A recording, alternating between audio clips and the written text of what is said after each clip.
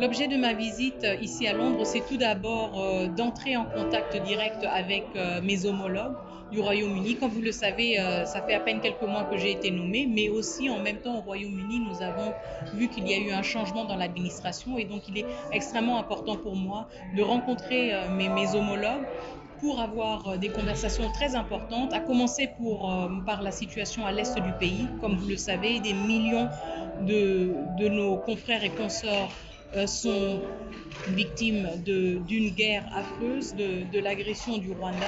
Et c'est une question particulièrement importante à soulever avec le Royaume-Uni. Pourquoi? Pas parce que la République démocratique du Congo s'attend à ce que la solution vienne de l'extérieur.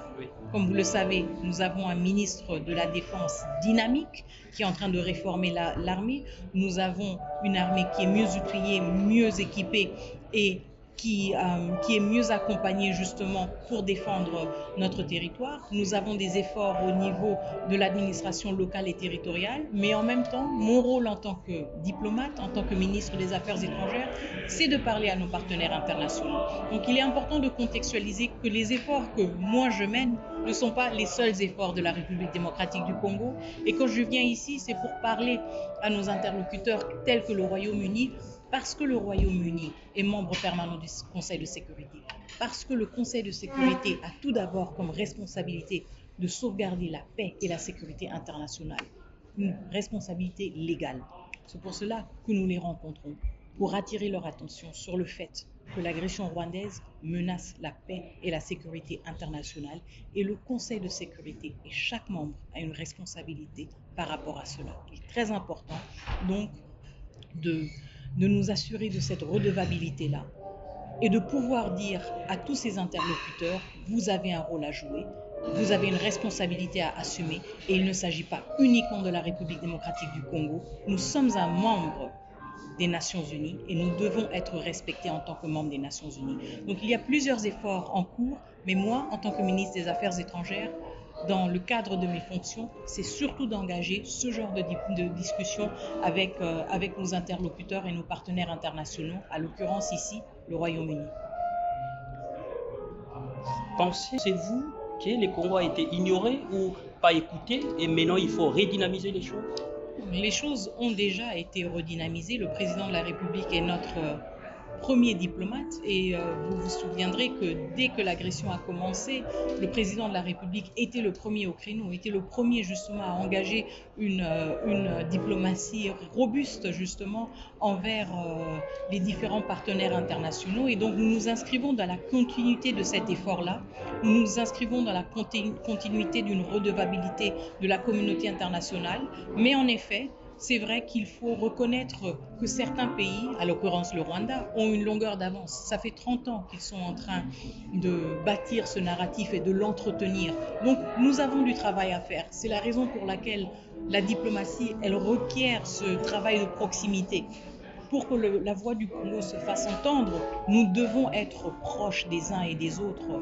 Nous devons les faire comprendre qu'il y a une autre version de l'histoire, au-delà de celle qu'ils ont entendue et crue pendant les dernières 30 années, que le Rwanda est un pays qui contribue aux missions de maintien de la paix. Certes, c'est vrai, mais en même temps, le Rwanda contribue à la plus grande crise humanitaire au monde.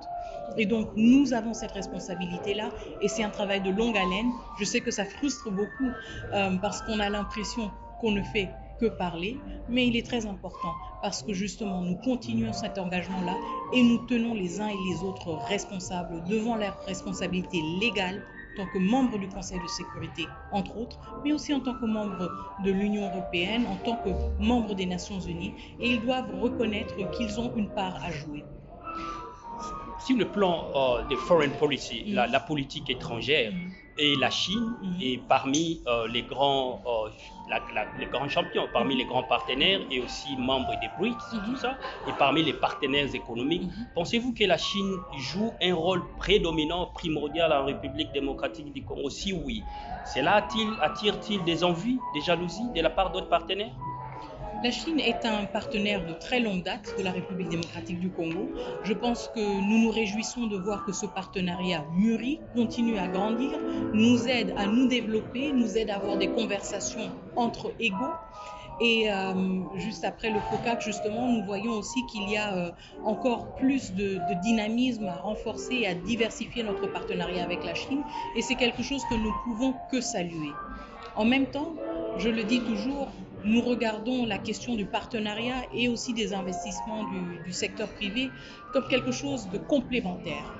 Et donc, nous prônons toujours la complémentarité des différents acteurs. Il ne s'agit pas de dire, nous, en tant que République démocratique du Congo, nous ne traitons qu'avec tel pays. Et cela ne peut jamais nous être imposé par un autre pays. La République démocratique du Congo est un pays vaste, avec beaucoup de richesses, beaucoup de potentiel. Et donc, il est important pour nous, si nous aspirons vraiment à un essor socio-économique, surtout pour nos populations, nous avons la responsabilité de nous assurer que nos partenariats soient diversifiés pour être à la hauteur de notre diversité, à la hauteur de nos ambitions, à la hauteur de nos aspirations. Et donc, nous ne regardons pas la question du partenariat d'un point de vue d'exclusivité, mais de complémentarité. En République démocratique du Congo, c'est là où nous allons faire les choses marcher. Donc, nous sommes ouverts pour des partenariats qui existent déjà, que nous renforçons avec la Chine, mais d'autres que nous pouvons renforcer et élargir dans d'autres domaines. Merci madame pour votre temps et UK Radio. Ça a été un plaisir de vous avoir. Merci beaucoup et à la prochaine fois. À la prochaine Merci. fois.